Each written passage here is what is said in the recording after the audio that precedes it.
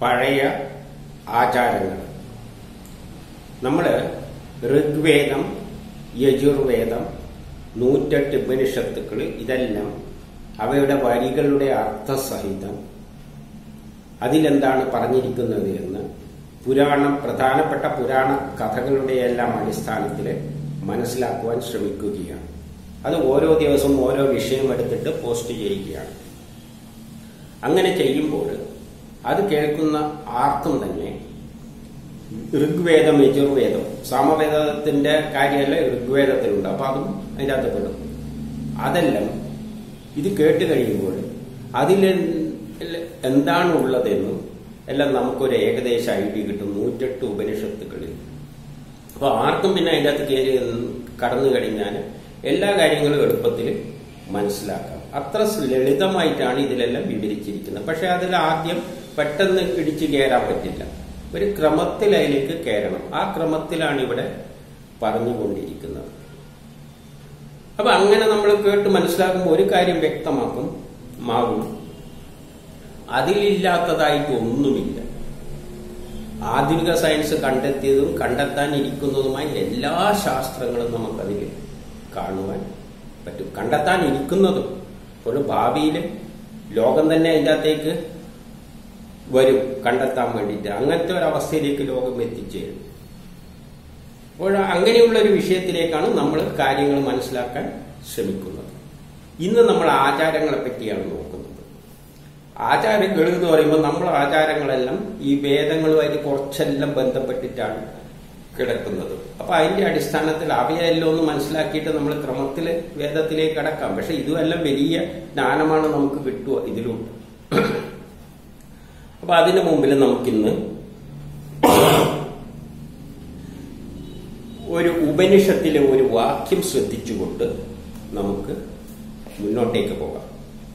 തൈത്തിരിയോപനിഷത്തില് ഏകദശാനുവാകത്തില് പറയുന്ന ഒരു കാര്യമാണ്, എല്ലാവരും കേട്ടതാണ്. മാതൃദേവോ ഭവ പിതൃദേവോ ഭവ, ഇങ്ങനെ പറയുന്ന ഒരു സൂക്തം. മാതാവിനെയും പിതാവിനെയും ഗുരുക്കന്മാരും എല്ലാം അവരെല്ലാം ബഹുമാനിക്കണം. അവരാണ് നമുക്ക് വിദ്യ തരുന്നവര്. ഇവരിലൂടെയാണ് പിന്നെ അതിഥി ദേവോ ഭവ എന്നെല്ലാം അതിഥികളെ നമ്മൾ ആദരിക്കണം, ബഹുമാനിക്കണം. ഇതെല്ലാം പറയുന്ന കാര്യങ്ങളാണ്. അതെല്ലാം എല്ലാവർക്കും അറിയുന്നതാണ്. നമ്മൾ അതെല്ലാം പറഞ്ഞു കേട്ടതുമാണ്. അപ്പൊ അതിലേക്കൊന്നും കടക്കുന്നില്ല. അതിൽ തന്നെ അതിന്റെ ശേഷം വരുന്ന ഒരു വിഷയം നമ്മൾ അധികം ശ്രദ്ധിക്കാതെ പോകുന്നത്. അതാണ് ഏറ്റവും പ്രധാനപ്പെട്ട അവിടുത്തെ കാര്യം. എന്താണ് പറയുന്നത്? നമ്മുടെ സ്വന്തം ഗുരുജനങ്ങളുടെ ആചാര വ്യവഹാരങ്ങളിൽ ഉത്തമവും മഹാത്മാക്കളാൽ അനുമോദിക്കപ്പെട്ടതുമായ ആചാരങ്ങളെ സംബന്ധിച്ച് യാതൊരുവിധ ശങ്കകൾക്കും ഇടയില്ലാത്തവയെ നിങ്ങൾ ആചരിക്കുക. നമ്മുടെ സ്വന്തം ഗുരുജനങ്ങളുടെ ആചാര വ്യവഹാരങ്ങളിൽ, നമ്മുടെ സ്വന്തം ഗുരുജനങ്ങൾ എന്നെല്ലാം പറയുമ്പോൾ എല്ലാവരും ഗുരു തന്നെയാണ്. നമുക്ക് ജ്ഞാനം കൈമാറുന്ന അച്ഛനായാലും അമ്മയായാലും സ്കൂളുകളിൽ പഠിപ്പിക്കുന്ന അധ്യാപകരായാലും ഫ്രണ്ട്സ് ആയാലും അവരിൽ നിന്നെല്ലാം ജ്ഞാനം കിട്ടുന്നുണ്ട്. എവിടെ നിന്നെല്ലാം ജ്ഞാനം കിട്ടും? അതെല്ലാം ഗുരുക്കന്മാരാണ്. അവരിൽ നിന്നും നമുക്ക് പ്രധാനപ്പെട്ട ഗുരുക്കന്മാരിൽ നിന്ന്, ആരിൽ നിന്നും, അമ്മയിൽ നിന്നും അച്ഛൻ ആരായാലും കിട്ടുന്ന ആചാരങ്ങൾ, ആചാര വ്യവഹാരങ്ങളിൽ ഉത്തമവും അവർ പറഞ്ഞു തരുന്ന അവയിൽ ഉത്തമമായതും നമുക്ക് തോന്നിയാണ് അത് വളരെ ഉത്തമമാണ് ആ ഗുരു പറഞ്ഞു തന്നിരിക്കുന്ന വാക്ക്, അല്ലെ അമ്മ പറഞ്ഞു തന്നിരിക്കുന്നത്. മഹാത്മാക്കളാൽ അനുബോധിക്കപ്പെട്ടതുമായ, ഉത്തമം മാത്രമല്ല മഹാത്മാക്കളെല്ലാം പറയുന്ന അത് ഭയങ്കര നല്ല ഉപദേശമാണ്, അത് സ്വീകരിക്കണം, ആ ആചാരങ്ങൾ അനുഷ്ഠിക്കണം എന്ന് പറയുകയാണെങ്കിൽ ആ ആചാരങ്ങളെ സംബന്ധിച്ചിടത്തോളം യാതൊരുവിധ ശങ്കക്കും ഇടയില്ലെങ്കിൽ നമുക്ക് അതിനെപ്പറ്റി ഒരു ശങ്കയില്ല. അത് നല്ല ഉപദേശം തന്നെയാണ്, അത് സ്വീകരിച്ചേ പറ്റൂ, അത് ആചരിച്ചേ പറ്റൂ എന്ന് തോന്നിക്കഴിഞ്ഞാൽ നമ്മൾ എന്ത് ചെയ്യണം? നിങ്ങൾ അതിനെ അനുസരിക്കണം, ആചരിക്കണം. അതായത് നല്ല ഗുരുക്കന്മാർ പറയുന്ന എല്ലാവരും അതിനെ പുകഴ്ത്തി പറയുന്നു, ലോകം മുഴുവൻ ആചരിക്കുന്നു എങ്കിലും നമുക്കൊന്നില്ല, ഒരു ശങ്കയുമില്ല, അത് നല്ല ഉപദേശം തന്നെയാണെങ്കിൽ നമ്മളതിനെ സ്വീകരിക്കണം, ആചരിക്കുകയെല്ലാം ചെയ്യണം. ഉപദേശമായാലും എന്തായാലും. എന്നാൽ യാതൊന്നിനെ സംബന്ധിച്ച് അല്പമെങ്കിലും ശങ്ക ഉണ്ടാകുന്ന പക്ഷം അവയെ ഒരിക്കലും അനുകരിക്കാൻ പാടില്ല. എന്നാൽ ഏത് ഗുരുനാഥൻ പഠിപ്പിച്ചാലും, അച്ഛനല്ല അമ്മയല്ല, ഏത് ഗുരുനാഥൻ പഠിപ്പിച്ചാലും, ലോകം മുഴുവൻ ബഹുമാനിക്കുന്നതായാലും അനുമോദിക്കുന്നതായാലും, നമുക്ക് അല്പം ശങ്കയുണ്ടെങ്കിൽ നമ്മളത് ആചരിക്കരുത്. അപ്പൊ നമ്മൾ എന്താ വേണ്ടത്? ആര് തന്നെ എന്ത് തന്നെ പറഞ്ഞാലും ഒരല്പ ശങ്കയുണ്ടെങ്കിൽ, നമുക്ക് തോന്നിയാണ് ഇതിലെന്തോ പന്തികേടുണ്ടെന്ന് തോന്നിക്കഴിഞ്ഞാൽ ഒരിക്കലും അത് ആചരിക്കരുത്. ഈ ഗ്രന്ഥമേ അത് പറയുന്നുള്ളൂ. എന്തുകൊണ്ട് നമ്മളൊന്ന് ചിന്തിച്ചു നോക്കൂ. പണ്ട് ലോകം മുഴുവൻ ചിന്തിച്ചിരുന്ന ജനം ചിന്തിച്ചിരുന്നത് സൂര്യഭൂമിയെ ചുറ്റുന്നു എന്നാണ്. ഗുരുനാഥന്മാരെല്ലാം പഠിച്ചതും അച്ഛനും അമ്മയും എല്ലാം പഠിപ്പിച്ചതും എല്ലാം മതഗ്രന്ഥങ്ങളും എല്ലാം പഠിപ്പിച്ചതും സൂര്യഭൂമിയെ ചുറ്റുന്നു എന്നാണ്. മതഗ്രന്ഥങ്ങൾ അല്ലെ മത അധ്യക്ഷന്മാർ എല്ലാം പഠിപ്പിച്ചത് സൂര്യഭൂമിയെ ചുറ്റുന്നു എന്നാണ്. എന്നാൽ ഒരുത്തന് മാത്രം, ഒരു കക്ഷിക്ക് മാത്രം എന്ത് തോന്നി, അതിലെന്തോ ഒരു പന്തികേടുണ്ടല്ലോ എന്ന് തോന്നിയപ്പോഴാണ് അവന്റെ ചിന്തകളാണ് ലോകത്തെ തന്നെ മാറ്റിമറിച്ച് കളഞ്ഞു. അപ്പോൾ നമുക്ക് ശങ്കയുണ്ടെങ്കിൽ നമ്മളത് ആചരിക്കരുത്. നമ്മൾ ആ ശങ്ക തീർത്തിട്ടേ അതിലേക്ക് കിടക്കാൻ പാടുള്ളൂ. ഇതാണ് ഉപനിഷത്ത് നൽകുന്ന സന്ദേശം. വളരെ വലുതാണ്. അപ്പോൾ ഒരു ആചാരങ്ങളെ പറ്റിയാണ് നമ്മളിപ്പോൾ സംസാരിക്കാൻ പോകുന്നത്.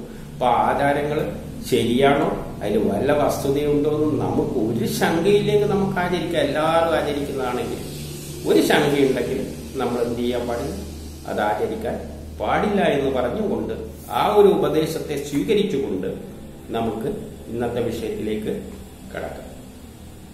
അപ്പൊ നമ്മളെ എല്ലാത്തിലേക്കൊന്നും കടക്കുന്നില്ല, ചിലതിനെ മാത്രം നമ്മൾ കടന്ന് ചിന്തിച്ചുകൊണ്ട് അതിന്റെ അടിസ്ഥാനത്തിൽ അങ്ങ് പോവുകയാണ്. ബാക്കി പിന്നെ എല്ലാം അവരവർക്ക് ചിന്തിച്ചാൽ മനസ്സിലാകുന്ന കാര്യങ്ങൾ തന്നെയാണ്. നമ്മൾ ഒന്ന് പ്രധാനപ്പെട്ടായി വരുമ്പോൾ, എല്ലാ കർമ്മങ്ങളും ചെയ്യുമ്പോഴും നമ്മളൊരു വിളക്ക് കത്തിച്ചു വെക്കുക. വലിയ വിവാദമുള്ളതാണ്. ചിലർക്ക് അതിനെപ്പറ്റി വലിയ എതിർപ്പുണ്ട്. പക്ഷെ എന്താണ് അത് നൽകുന്ന സന്ദേശം? നമ്മളെ പൂർവികര് എന്ത് ചെയ്യുമ്പോഴും അതിലൂടെ ചില സന്ദേശങ്ങൾ നമുക്ക് കൈമാറാൻ ശ്രമിക്കുന്നുണ്ട്. അപ്പം വിളക്ക് കത്തിച്ചു വെക്കുമ്പോൾ ഈ വിളക്കിന്റെ ഏത് കർമ്മം ചെയ്യുമ്പോഴും വിളക്ക് കത്തിച്ചു വെക്കുക എന്ന് പറഞ്ഞാൽ വിളക്കല്ല അവിടെ പ്രാധാന്യം, അവിടെ അഗ്നിയാണ്. അഗ്നിയാണ് മുന്നിൽ നിൽക്കുന്നത്. അല്ലാതെ അഗ്നി ഇങ്ങനെ കൈമലെടുത്തിട്ട് ഇവിടെ കൊണ്ട് തരാൻ പറ്റൂല. അല്ല, വിളക്ക് കത്തിച്ചാലേ ആ സാധനം നിൽക്കൂ. അതുകൊണ്ട് ഒരു വിളക്കെടുത്ത് അവിടെ വിളക്കിനല്ല പ്രാധാന്യം, ആ വിളക്കിലുള്ള അഗ്നിക്കാണ്.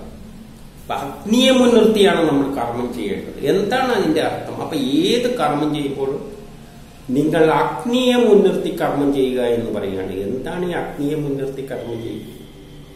നമ്മുടെ എല്ലാ കർമ്മത്തിന്റെയും പിന്നിൽ പ്രവർത്തിക്കുന്ന ശക്തി അഗ്നിയാണ്. അഗ്നി ഇല്ലെങ്കിൽ ഒരു കർമ്മവും ഈ ലോകത്തിൽ നടക്കുകയില്ല. നമ്മളിപ്പോ സംസാരിക്കുന്നത് പോലും അഗ്നിയാണ് അതിന്റെ പിന്നിൽ നടക്കുന്ന കർമ്മം ചെയ്യിപ്പിക്കുന്നത്. അപ്പൊ അവിടെ ശരീരത്തിൽ നമ്മൾ കഴിക്കുന്ന ഭക്ഷണങ്ങൾ ചില രാസമാറ്റങ്ങൾ ഉണ്ടാകുമ്പോൾ അഗ്നി ഉണ്ടാകുന്നു.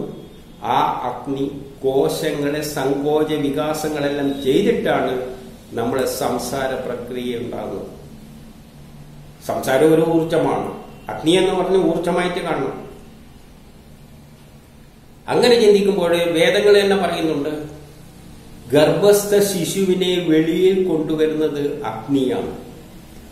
ഒറ്റ നോട്ടത്ത് തോന്നിയത് മണ്ടത്തരെന്ന് തോന്നും. പക്ഷേ എന്താണ് അതിന്റെ അർത്ഥം? എങ്ങനെയാണ് കുട്ടി വെളിയിലേക്ക് വരുന്നതെന്ന് നെറ്റിൽ അടിച്ചു നോക്കിക്കഴിഞ്ഞാൽ കോശങ്ങളുടെ സങ്കോച വികാസത്താലാണ് കുട്ടിയെ വെളിയിലേക്ക് തള്ളുന്നത്. ഈ സങ്കോച വികാസം എങ്ങനെ സംഭവിക്കുന്നു? അതിന്റെ അകത്തുള്ള ചില രാസപ്രവർത്തനങ്ങളിലൂടെ ഊർജം റിലീസായിട്ട് അത് കോശങ്ങളെ സങ്കോചിച്ച് വിവേചിപ്പിച്ചിട്ടാണ് എല്ലാ പ്രക്രിയകളും, ലോകത്തിലുള്ള എല്ലാ പ്രക്രിയകളും ഒരു രാസമാറ്റമുണ്ട്. അതിന്റെ ഇലക്ട്രോണിന്റെയും എനർജിയും എല്ലാം ഇതിനകത്ത് പങ്കെടുക്കുന്നുണ്ട്. നമ്മൾ ഹൈഡ്രജനും ഓക്സിജനും കൂടി ചേർന്ന് കഴിഞ്ഞാൽ വെള്ളമുണ്ടാകും. ആ വെള്ളമുണ്ടാകണമെങ്കിൽ ഹൈഡ്രജൻ എന്നത് 2 തന്മാത്രയും ആറ്റങ്ങളുണ്ട്. ഓക്സിജനിൽ 2 ആറ്റമുണ്ട്. അപ്പൊ ആദ്യം അത് പൊട്ടണം, രണ്ടും വേർപെടണം. ആ വേർപെടുന്ന പ്രക്രിയയിൽ പിന്നിൽ പ്രവർത്തിക്കുന്ന എന്താണ്? അഗ്നിയാണ്. ഒരു പ്രത്യേക അഗ്നി കിട്ടുമ്പോൾ അതിലുള്ള ആറ്റങ്ങൾ വേർപെടും. ഒരു പ്രത്യേക അഗ്നി കിട്ടുമ്പോൾ അത് അതിനെ ഓക്സിജനെയും വേർപെടുത്തി പിന്നെ അവ തമ്മിൽ ചേർക്കുന്നു. ഇതിന് പ്രത്യേക അഗ്നി വേണം. ആ അഗ്നിയാണ് അവിടെ ഒരു കല്ല് പൊട്ടിക്കുന്നുണ്ടെങ്കിൽ പോലും അതിലെ ആറ്റങ്ങളെ തമ്മിൽ വേർപീർത്തിയാണ് ചെയ്യുന്നത്. അപ്പൊ ശക്തി ഉപയോഗിച്ച് ഊർജമാണ് അഗ്നി. ഊർജം ഉപയോഗിച്ച് അതിന്റെ ഇലക്ട്രോണുകളുടെ ഭ്രമണപഥങ്ങളിൽ ബന്ധിപ്പിച്ചിരിക്കുന്ന ബോണ്ടുകളെ പൊട്ടിച്ചിട്ടാണ് കല്ല് വേർപെടുത്തുന്നത്. അപ്പൊ അവിടെയും ഒരു രാസപ്രവർത്തനം ആറ്റങ്ങളുമായിട്ട് ബന്ധിപ്പിച്ചിട്ടാണ് ഇതെല്ലാം വരുന്നത്. അവിടെ ഇലക്ട്രോണാണ് ബന്ധം വരുന്നത്. ഈ ഇലക്ട്രോൺ തന്നെ ചില ഓർബിറ്റിലാണ് ഉള്ളത്. ഒരു ഓർബിറ്റിൽ നിന്ന് ഒരു ഇലക്ട്രോണെ മാറ്റാനോ ഒരു ഓർബിറ്റിലേക്ക് അവിടത്തേക്ക് ഇലക്ട്രോണെ കൊണ്ടുപോകാനോ ഒരു ക്വാണ്ടം ഓഫ് എനർജി കൊടുക്കണം. അവിടെ ക്വാണ്ടം എന്ന വാക്ക് വരുന്നത് ക്വാണ്ടം മെക്കാനിക്സിലല്ല. ഒരു പ്രത്യേക അളവ് എനർജി കൊടുക്കണം. അത് അഗ്നിയാണ്.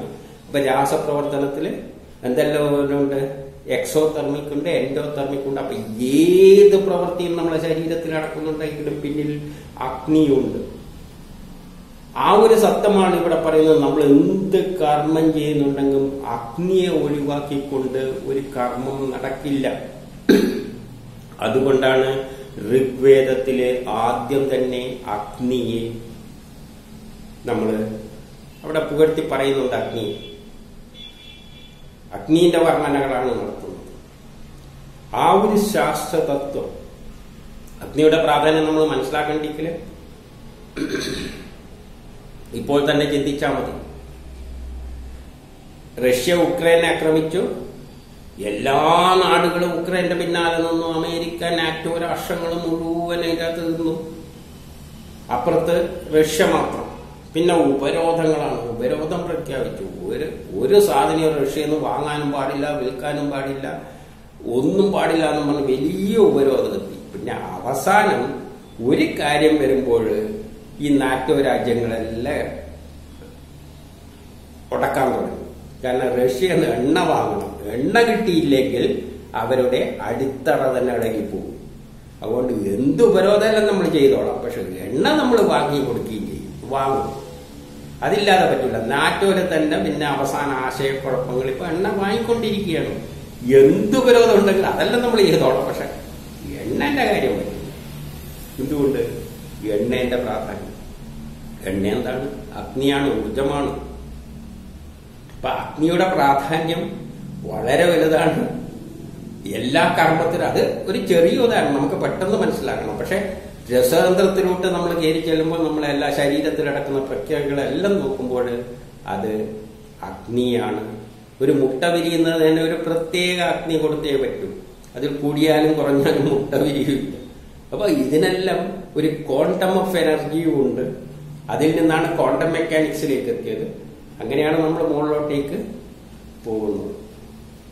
അപ്പോൾ ആ അഗ്നിയെ ബഹുമാനിക്കണമെന്ന് മാത്രമേ ഇതിന്റെ അർത്ഥമുള്ളൂ. നമ്മൾ ഒരു കർമ്മം ചെയ്യുമ്പോൾ നമ്മൾ ഓർമ്മിപ്പിക്കുകയാണ്, എന്തൊരു കർമ്മമാണെങ്കിലും അഗ്നിയെ മുൻനിർത്തിയാണ് ചെയ്യുന്നത്. ആ സത്യമേ ഉള്ളൂ. അതൊരു സയൻസ് തത്വമാണ്. അതിലെന്താ ആത്മീയം? അതിലൊരു ആത്മീയമില്ല. അപ്പൊ അഗ്നി ദേവൻ എന്ന് പറയുന്നത് എന്തുകൊണ്ടാണ്? ദേവൻ എന്ന് പറഞ്ഞാൽ നമ്മളെ സഹായത്തിന് എന്തെങ്കിലും ഒരു കർമ്മം ചെയ്തിട്ട് നമ്മളെ സഹായിക്കാൻ വരുന്നതെല്ലാം ദേവന്മാരാണ്. ദേവന്മാരെ നമ്മളെ സഹായിക്കുന്നു. അസുരന്മാരും ചിലപ്പോൾ സഹായിക്കുന്നുണ്ട്, തിരിച്ചുമുണ്ട്. അസുരനും വേണം. കാരണം പാലാടി കടയുമ്പോൾ അസുരന്റെ ആവശ്യം വന്നിട്ടുണ്ട്. അതുകൊണ്ട് അങ്ങനെയല്ല, പ്രത്യക്ഷത്തിൽ നമ്മളെ സഹായിക്കുന്ന, നമ്മൾ വിശ്വസിക്കുന്നത് ഏത് കർമ്മം ചെയ്യേണ്ടെങ്കിലും അഗ്നി വേണം. അതുകൊണ്ട് അഗ്നിയെ ദേവനായിട്ട് നമ്മൾ ദേവൻ എന്ന വാക്കിന് അത്രമാത്രമേ അർത്ഥമുള്ളൂ. നമ്മളെ സഹായിക്കുന്നത് ദേവന്മാരാണ്. അതുകൊണ്ട് അഗ്നി സഹായിക്കുന്ന അഗ്നിദേവനാണ്. വായു സഹായിക്കുന്നുണ്ട്, വായുദേവനാണ്. ഭൂമി ദേവിയാണ്, ഭൂമി നമ്മളെ സഹായിക്കുന്നുണ്ട്. അപ്പൊ എന്തെല്ലാം സഹായിക്കുന്നുണ്ടോ അതെല്ലാം ദേവന്മാരാണ്. ആ അർത്ഥത്തിലെടുക്കണം. ഈശ്വരനല്ല, ഈശ്വരൻ വേറെ. അത് പിന്നീട് നമുക്ക് നോക്കാം. അപ്പൊ ആ അർത്ഥത്തില് നമ്മളെ സഹായിക്കുന്നതിന് നമ്മൾ ദേവൻ എന്ന പേര് കൊടുത്തു പോയത് എന്താ കുഴപ്പം? നമ്മൾ ആത്മീയൊന്നും അതിൻ്റെ അകത്ത് കയറി പിടിക്കേണ്ട ആവശ്യമൊന്നുമില്ല. അഗ്നി തന്നെ, ശുദ്ധമായ അഗ്നിയാണ് നമ്മുടെ എല്ലാ കർമ്മത്തിനും. ആ ഒരു സത്യം നമ്മൾ എന്ത് ചെയ്യുന്നു? ഓരോ കർമ്മത്തിലൂടെയും വിളിച്ചു പറയാൻ വേണ്ടിയിട്ട് എല്ലാ കർമ്മങ്ങളും തുടക്കുമ്പോഴും ഒരു അഗ്നി വിളക്കാടെ കത്തിച്ചു വെച്ചോ എന്ന് പറയുന്നു. അതിലൂടെ ഒരു സന്ദേശം കൈമാറുകയാണ് അഗ്നിയുടെ പ്രാധാന്യം. അതുകൊണ്ട് തന്നെയാണ് ഋഗ്വേദം തുടങ്ങുമ്പോഴും അഗ്നിയെ വെച്ച് തുടങ്ങി. അഗ്നിയിലൂടെ വേണം നമ്മൾ ലോകത്തെ മാറ്റിമറിക്കാൻ. എല്ലാം പുതിയ കർമ്മങ്ങളും ലോകത്തെ മാറ്റിമറിക്കുന്നത് ഒരു ചെറിയ ചെറിയ അംശമായിട്ട് മാറ്റുന്നുണ്ട്, ആ പ്രകൃതിയിൽ മാറ്റങ്ങൾ വരുത്തുന്നുണ്ട്. അതുകൊണ്ട് എല്ലാം അഗ്നിയിൽ നിന്നാണ് തുടങ്ങുന്നത് എന്നുള്ളൊരു സത്യം പറഞ്ഞു തരുന്നതേ ഉള്ളൂ. അതിൽ കൂടുതൽ അതിന് പ്രാധാന്യമില്ല. അതിന് നിങ്ങൾ വിളക്ക് കത്തിച്ചു വെച്ചിട്ടില്ലെങ്കിൽ ഒരു കാര്യമില്ല. അവർ ഇത്രയേ ഉദ്ദേശിച്ചിട്ടുള്ളൂ. അഗ്നിയുടെ മഹത്വം നമുക്കൊന്ന് പറഞ്ഞു തരുക. ഏത് കർമ്മവും അഗ്നിയെ മുൻനിർത്തിയാണ് ചെയ്യേണ്ടത് എന്നുള്ളൊരു തത്വം കൈമാറുന്നതേ ഉള്ളൂ. അതിൽ ആത്മീയമൊന്നുമില്ല. ഏത് നാട്ടുകാരുടെ കർമ്മം തുടങ്ങുന്നുണ്ടെങ്കിൽ അതിന്റെ പിന്നിൽ അഗ്നിയാണ്. ആ സത്യം നമ്മളെ അറിയിക്കുന്നു. അപ്പം പണ്ടുള്ള പല ആചാരങ്ങളിലൂടെയും നമ്മൾ ചെയ്യുന്നതിലൂടെയെല്ലാം ചില ശാസ്ത്ര തത്വങ്ങൾ അവർ കൈമാറാൻ ശ്രമിച്ചിട്ടുണ്ട്. അതുകൊണ്ടാണ് വിദ്യ തുടങ്ങുമ്പോൾ ചിലവർ കുടുംബം വെക്കും, ചിലവർ പൂണൂലിടണമെന്ന് നിർബന്ധമുണ്ട്. പൂണൂലില്ലാതെ വിദ്യ തുടങ്ങിക്കഴിഞ്ഞാൽ പല നാട്ടിലും പൂണൂലൊന്നും ഇട്ടിട്ടൊന്നുമല്ല വിദ്യ തുടങ്ങുന്നത്. വിദ്യ തുടങ്ങുന്നതിനാണ് പൂണൂലിടാൻ പറഞ്ഞിരിക്കുന്നത്. അപ്പം പൂണൂലിലൂടെയും കുടുംബയിലൂടെയും ചില ശാസ്ത്രതത്വങ്ങൾ ലോകത്തിന് കൈമാറുന്നുണ്ട്. അതിന്റെ പിന്നിൽ ചില ശാസ്ത്രതത്വങ്ങൾ നമ്മളെ പഠിപ്പിക്കാൻ ശ്രമിക്കുന്നു. ഇതേമാതിരി അഗ്നിയുടെ മഹത്വമായി തന്നെ ചില തത്വങ്ങൾ പഠിപ്പിക്കാൻ ശ്രമിക്കുന്നത് അത് അവിടെ പറയാം. ആ വിഷയം കൈകാര്യം ഇവിടെ അതിനെപ്പറ്റി പറയുന്നുണ്ട്. അതിലൂടെ ചില സന്ദേശങ്ങളാണ് നൽകുന്നത്. വിദ്യ തുടങ്ങുമ്പോൾ ഒരു ഉപദേശം കൊടുക്കുന്ന മാതിരി ഒരു ശാസ്ത്രതത്വം പറഞ്ഞു തരികയാണ് നമ്മളോട്. അതിലേക്ക് നമ്മൾ പിന്നീട് കിടക്കണം. ഇനി ഈ വിളക്ക് കത്തിക്കുന്നത് തന്നെ അപ്പം അഗ്നിക്ക് വേണ്ടിയിട്ടാണ് ആ വിളക്ക് വെച്ചിരിക്കുന്നത്. യഥാർത്ഥത്തിൽ അഗ്നിയാണ് സാക്ഷിയാക്കുന്നതല്ല, വിളക്കിനൊന്നുമല്ല. വിളക്കുണ്ടെങ്കിലേ അഗ്നി കിട്ടൂ. അതുകൊണ്ട് ഇനി ഈ വിളക്ക് കത്തിക്കുന്നത് തന്നെ പിന്നെയുള്ള ഒരു ആചാരം എന്ന് പറഞ്ഞാൽ രാവിലെയും വൈകുന്നേരം സൂര്യൻ പോകുമ്പോഴും ഒരു വിളക്ക് കത്തിച്ചു വെക്കും. സൂര്യൻ വരാമ്പോൾ രാവിലെയും ഒരു വിളക്ക് കത്തിക്കുന്നുണ്ട്. എന്താണ് അത്? അവിടെ ഒരു സന്ദേശവുമുണ്ട്, പിന്നെ ഒരു ലക്ഷ്യവുമുണ്ട്. എന്താണ് ആ സന്ദേശം? സൂര്യൻ നമ്മൾ ഭൂമിയിൽ നിന്ന് മറുവശത്തേക്ക് പോകുമ്പോൾ അതുവരെ സൂര്യന്റെ ഊർജമാണ് ഈ ലോകത്തെ മുഴുവൻ സംരക്ഷിക്കുന്നത്. എന്നാൽ സൂര്യൻ മറയുമ്പോൾ ആ സ്ഥാനം ആരേറ്റെടുക്കുകയാണ്? അഗ്നി ഏറ്റെടുക്കുകയാണ്. നമുക്ക് വേണ്ട വെളിച്ചമെല്ലാം അഗ്നിയിലൂടെയാണ് നമുക്ക് കിട്ടുന്നത്. ആ സന്ദേശമാണ് നൽകുന്നത്. അപ്പം സൂര്യൻ ഇല്ലാത്ത അവസ്ഥയിൽ നമ്മളുടെ കർമ്മങ്ങൾ ഏറ്റെടുക്കുന്നത് അഗ്നിയാണ്. ഭൂമിയിൽ ഒരു അഗ്നിയുണ്ട്. ആ അഗ്നിയാണ് ജീവജാലങ്ങളെ നിലനിർത്തുവാൻ സഹായിക്കുന്നത്. അല്ല, സയൻസിന് അറിയുന്ന കാര്യങ്ങളാണ്, അതുകൊണ്ട് വിസ്തരിച്ചൊന്നും പറയുന്നില്ല. ഒരു ഉദാഹരണം തന്നെ പറയാം. നമുക്ക് രാത്രി ഭൂമിയിൽ ഒരു ടെമ്പറേച്ചർ ഉണ്ട്. നേരെ മറിച്ച് അടുപ്പത്തൊരു അടുപ്പത്ത് ഒരു തീ കത്തിച്ചു വെച്ചാൽ അതിൻ്റെ അടുത്ത് ഒരു പാത്രം വെച്ച് കഴിഞ്ഞാൽ പെട്ടെന്ന് ചൂടാവും. അതങ്ങ് ഓഫാക്കി കഴിഞ്ഞാൽ പിന്നെ ഇത് തടുക്കാൻ തുടങ്ങും. പിന്നെ അതവിടെ നിൽക്കില്ല. പെട്ടെന്ന് തണുത്ത് തണുത്ത് തണുത്ത് ആ കല്ല് തൊട്ടുപോയിക്കോളും. പെട്ടെന്ന് അങ്ങ് തണുത്തു പോകും. ഒരു പാത്രമാണെങ്കിൽ ആ പാത്രം അതിൻ്റെ അകത്ത് വെള്ളം പെട്ടെന്ന് തണുക്കില്ല. വെള്ളത്തിന് ഒരു പ്രത്യേകത ഉണ്ട്. ഒരു ചട്ടി മാത്രം എടുത്തിട്ട് ചൂടാക്കാൻ വെച്ചിട്ട് ഓഫാക്കി കഴിഞ്ഞാൽ പെട്ടെന്ന് ചൂടാവും. പിന്നെ പെട്ടെന്ന് അങ്ങ് ആ ചട്ടി തണുക്കും. അതിന് ചൂടൊന്നും ഉണ്ടാവില്ല. അതുവരെയുള്ളൊരു സാധനം തന്നെ ഈ ഭൂമിയല്ല. ഇപ്പൊ സൂര്യൻ അങ്ങോട്ട് പോകുമ്പോൾ ഈ ഭൂമി തണുത്ത് കിടക്കേണ്ടതാണ്. സൂര്യൻ പോകുന്ന ഉടനെ തന്നെ അതങ്ങ് തണുക്കാൻ തുടങ്ങിക്കഴിഞ്ഞാലോ തണുക്കുന്നുണ്ടോ? ചട്ടി തണുക്കും. ചട്ടി തണുത്താലും ചട്ടിക്ക് അവസാനം ഏത് ടെമ്പറേച്ചർ ഉണ്ടാവും? ഈ ഭൂമിയിലുള്ള ടെമ്പറേച്ചർ ഉണ്ടാവും. ഒരു വെള്ളം നമ്മൾ ചൂടാക്കി തണുപ്പിക്കാൻ വെച്ചാലും വെള്ളത്തിന്റെ ടെമ്പറേച്ചർ എന്തായിട്ട് മാറും? അന്തരീക്ഷത്തിന്റെ ടെമ്പറേച്ചർ ആയിട്ട് മാറും. അപ്പൊ അന്തരീക്ഷത്തിലൊരു താപമുണ്ട്, അഗ്നിയുണ്ട്. പകല് സൂര്യന്റെ ഊർജം കൊണ്ടാണ് വർക്ക് ചെയ്യുന്നതെങ്കിലും സൂര്യൻ പോകുമ്പോൾ ആ സ്ഥാനം അഗ്നിയെ ഏറ്റെടുത്തിട്ട് അഗ്നിയാണ് നമ്മളെ സംരക്ഷിക്കുന്നത്. ഈ ജീവജാലങ്ങളെ മുഴുവൻ സംരക്ഷിക്കുന്നത്. ആ സന്ദേശമാണ് നൽകുന്നത്. സൂര്യന് നന്ദി പറഞ്ഞുകൊണ്ട് ഒരു വിളക്ക് കത്തിക്കുന്നു. അപ്പോൾ വിളക്ക് അഗ്നി ഇനിയുള്ള കാര്യം ഞാൻ ഏറ്റെടുക്കുകയാണ്. വൈകുന്നേരം ഉദിക്കുമ്പോൾ, വൈകുന്നേരം ഉദിക്കുമ്പോൾ അഗ്നി എന്ത് ചെയ്യുകയാണ്? സൂര്യന് കൈമാറുകയാണ്. നീ അതിന് ബാക്കി. ഇപ്പം അഗ്നി നമ്മളെ ശരീരത്തിലും എല്ലാ അഗ്നിയുണ്ട്. അഗ്നിയാണ് നമ്മളെ ജീവനെ നിലനിർത്താൻ പറ്റുന്നത്.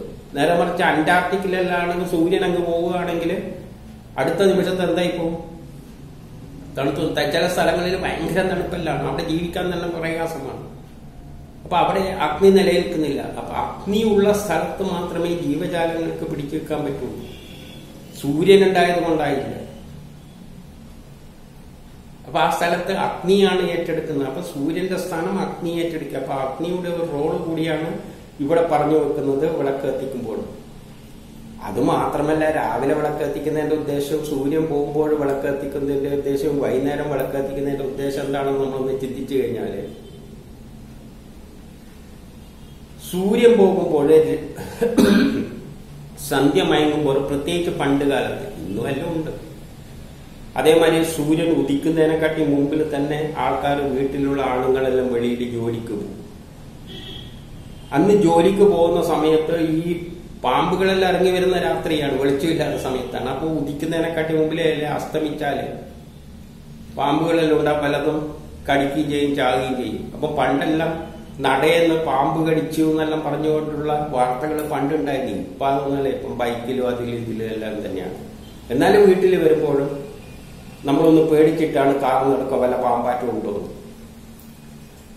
അപ്പോൾ പൂമുഖ ഭാഗത്ത് ഒരു വിളക്ക് കത്തിച്ചു വെക്കുന്നത് ഉദയത്തിനും സൂര്യൻ പോകുന്ന സമയത്തും അതിന്റെ സ്ഥാനം ഒരു വിളക്ക് കൊണ്ട് നമ്മളെ മുറ്റം വരുന്ന ആരെങ്കിലും വന്ന് കയറിയോ പോവുകയോ ചെയ്യുന്നതുകൊണ്ട് ഒരു വിളക്ക് കത്തിച്ചു വെക്കണമെന്ന് നിർബന്ധമാണ്.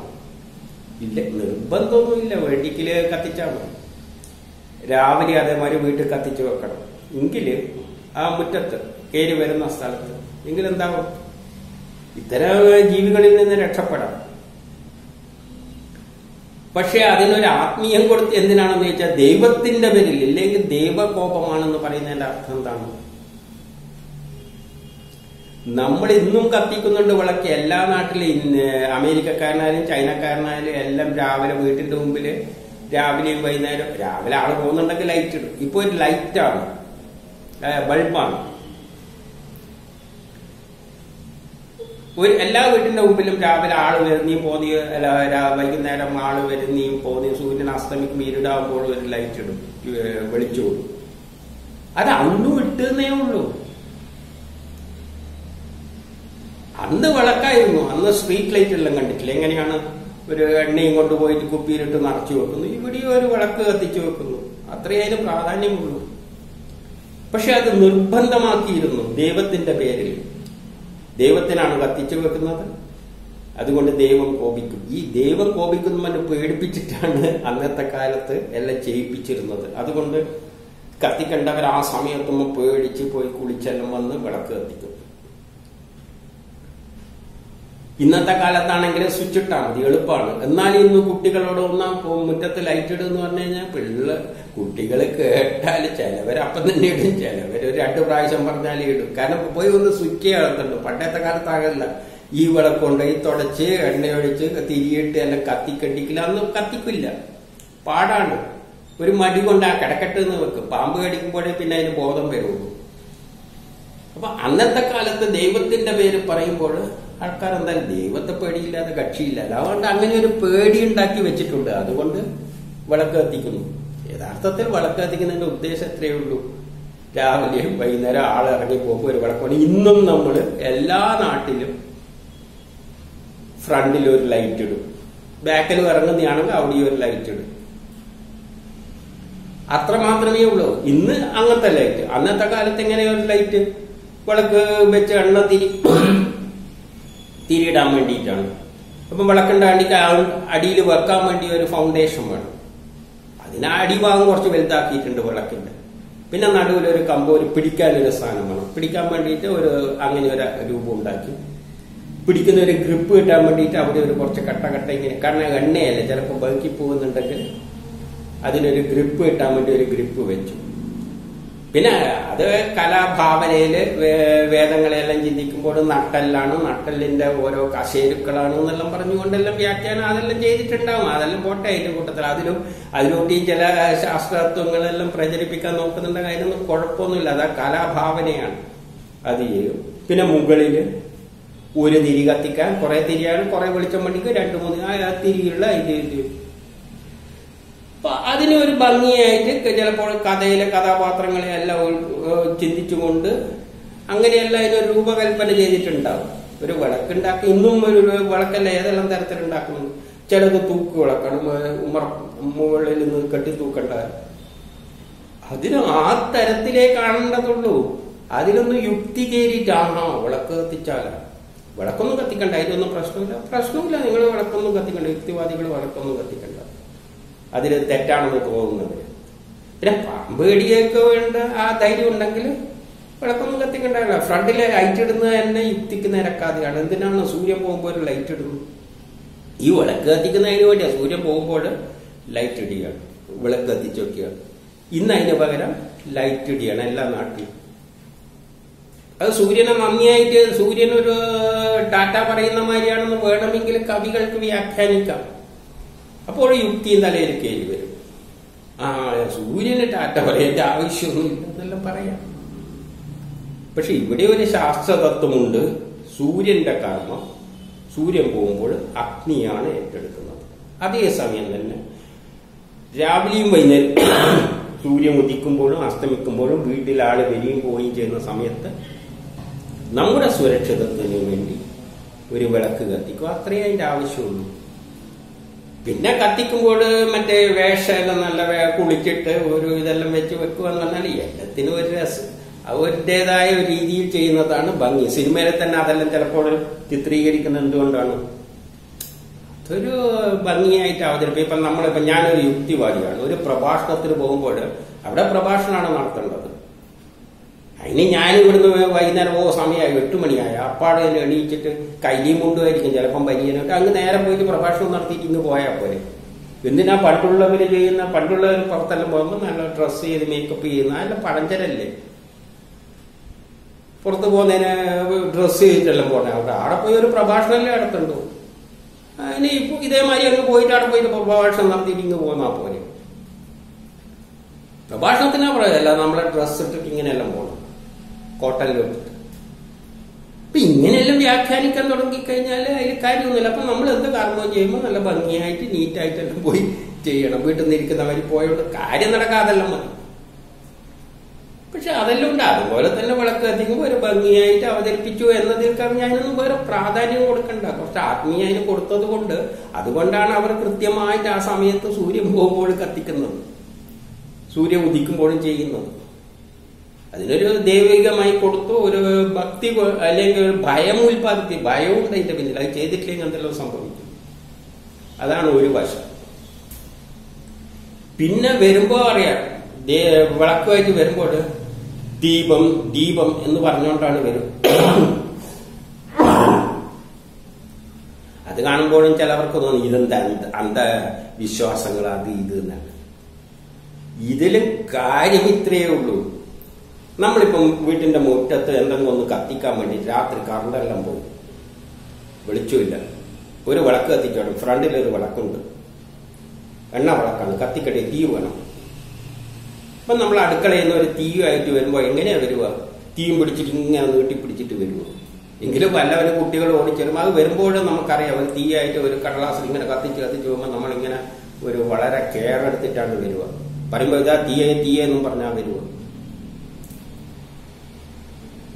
ഒരു കുളിക്കാൻ വേണ്ടിയിട്ട് വെള്ളം വരുമ്പോൾ വെള്ളം ചൂടാക്കിയിട്ട് കുളിക്കുന്ന കുളിമുറിയിലേക്ക് കൊണ്ടുപോവുകയാണെങ്കിൽ വെള്ളം ഇങ്ങനെ വരുമ്പോൾ ഇതാ തീയാണ്, വെള്ളം ചൂടുവെള്ളമാണ് എന്ന് പറഞ്ഞാൽ വല്ലവനും ചാടി ഇതിനകത്ത് വന്ന് വീണ് കഴിഞ്ഞാൽ അത് ആപത്തുണ്ടാക്കുന്നതാണ്.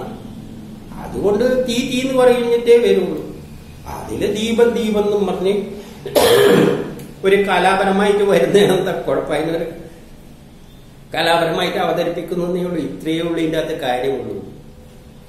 അതുകൊണ്ട് ദൈവകോപം ഉണ്ടോന്ന് ചോദിച്ചു കഴിഞ്ഞാല് രാവിലെ ആള് കയറി വരുന്ന സമയത്ത് പുറത്ത് ലൈറ്റ് ഒന്നും ഇട്ടിട്ടില്ല, ഒരു കുഴപ്പമില്ല, ദൈവമൊന്നും കോപിക്കൂല്ല. പിന്നെ വല്ല പാമ്പ് കടിച്ച് വരും, വേണമെങ്കിൽ അത് ദൈവകോപം എന്ന് വ്യാഖ്യാനിക്കുകയോ എന്തോ ചെയ്യാം. വേണമെങ്കിൽ യുക്തിവാദികൾ പറയാം പാമ്പ് കടിച്ചു അത് ദൈവകോപമൊന്നും ഇല്ല എന്ന് പറയും. യഥാർത്ഥത്തില് ദൈവകോപം കൊണ്ട് പറയുന്നത് കൊണ്ട് പേടിപ്പിച്ചിട്ട് ചെയ്യിപ്പിക്കുന്നത് കൊണ്ട് ഒന്നേ ലക്ഷ്യമിടുന്നുള്ളൂ, ഇങ്ങനെയല്ലേ ചെയ്താൽ നിങ്ങൾക്ക് നല്ലത്. ഇതെല്ലാം ചെയ്യേണ്ട ചില കാര്യങ്ങളുണ്ട്, അത് ചെയ്യണം. ഇതാണ് ഈ ദീപത്തെ പറ്റി. അതായത് ഒന്ന് ഒരു സന്ദേശം നൽകുന്നു, എല്ലാ കർമ്മത്തിന്റെ പിന്നിലും മുന്നിലും നിൽക്കുന്നത് അഗ്നിയാണ്. രണ്ടാമത്തത്, നമ്മൾ വിളക്ക് രാവിലെയും വൈകുന്നേരവും പുറത്ത് ആള് വരുമ്പോൾ വെളിച്ചം വേണം. അത് ഈ പണ്ടത്തെ കാലത്ത് ഈ വിളക്ക് ഉപയോഗിച്ചു, അതിന് ആ സൗകര്യത്തിൽ അതങ്ങ് ഉണ്ടാക്കി എന്നതിൽ കഴിഞ്ഞാൽ അതിലൊന്നും ഒരു ആത്മീയതയും ഇല്ല. ഇന്ന് ലൈറ്റാ ഇടുന്നത്, ലൈറ്റ് ധാരാളമാണ്. പണ്ടത്തെ കാട്ടിയ സൗകര്യം ഇന്നത്തെ. പണ്ട് വഴിയിലെല്ലാം ഇതേമാതിരി എണ്ണ വെച്ച പാത്രം അതെല്ലാം എടുത്ത് മാറ്റിയിട്ട് ഇന്നെന്താക്കി ലൈറ്റാക്കി.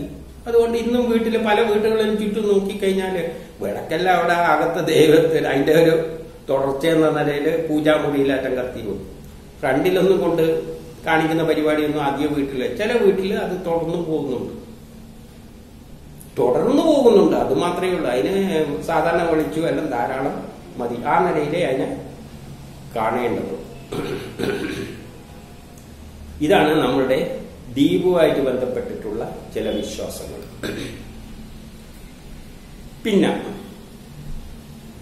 ഇനി നമുക്ക് മറ്റു ചില വിഷയങ്ങളിലേക്ക് നോക്കാം.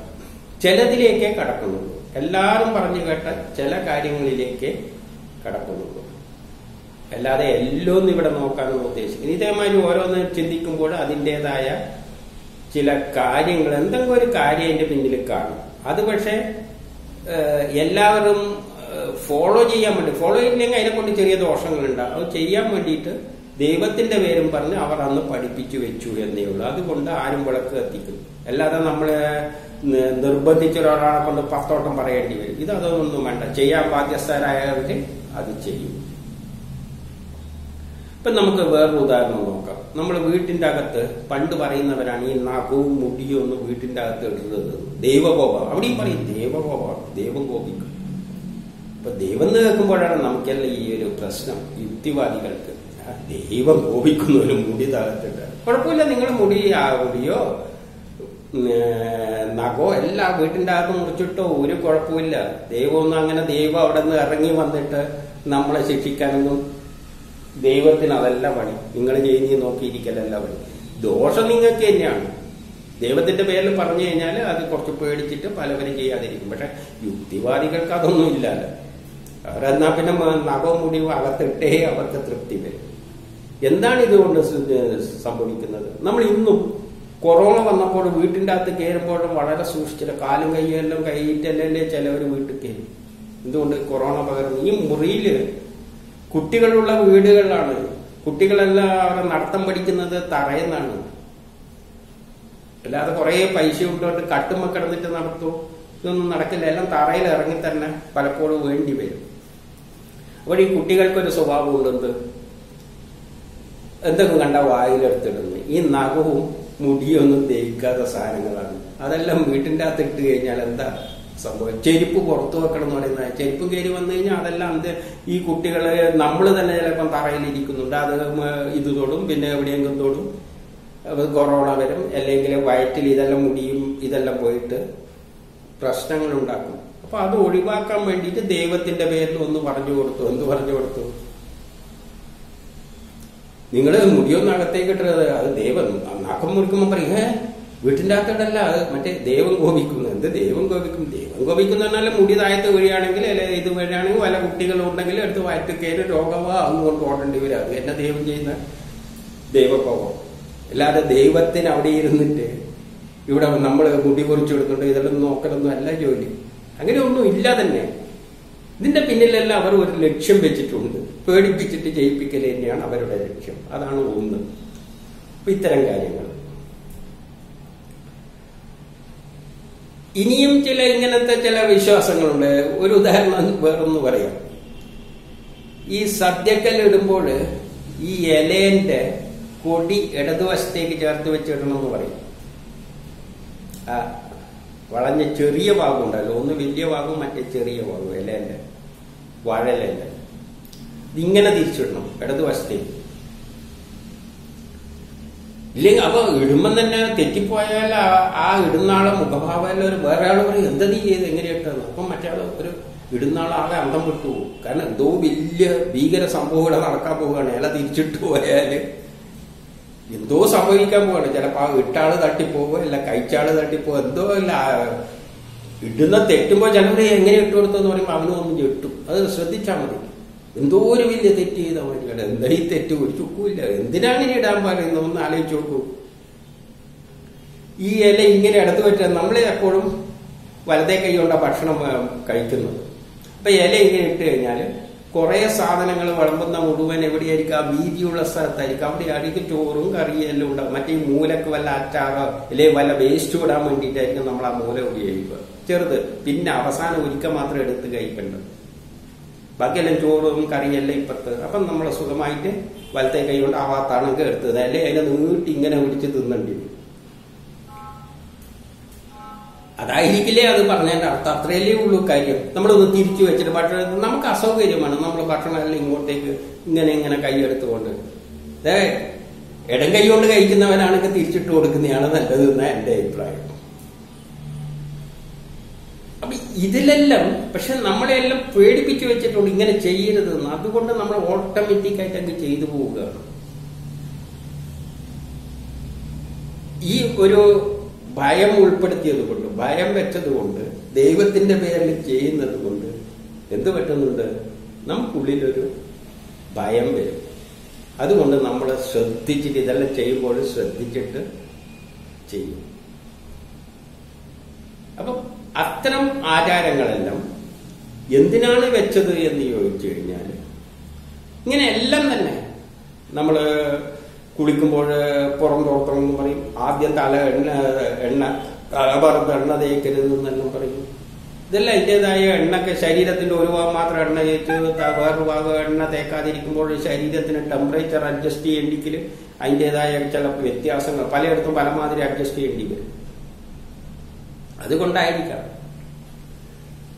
അപ്പോൾ ആ ഒരു സൗകര്യത്തിന് വേണ്ടിയിട്ടായിരിക്കാം അത് പറയുന്നത്. അപ്പൊ അതിന്റെ പിന്നിലെല്ലാം എന്തെങ്കിലും ചില കാര്യങ്ങൾ ഉണ്ടാവാതിരിക്കാം. അല്ലാതെ അത് മനസ്സിലാക്കാൻ ശ്രമിക്കുകയാണ് വേണ്ടത്. എന്തെങ്കിലും ഉണ്ടോ ഈ പറയുന്നതിൽ വല്ല കാര്യങ്ങളുണ്ടോ?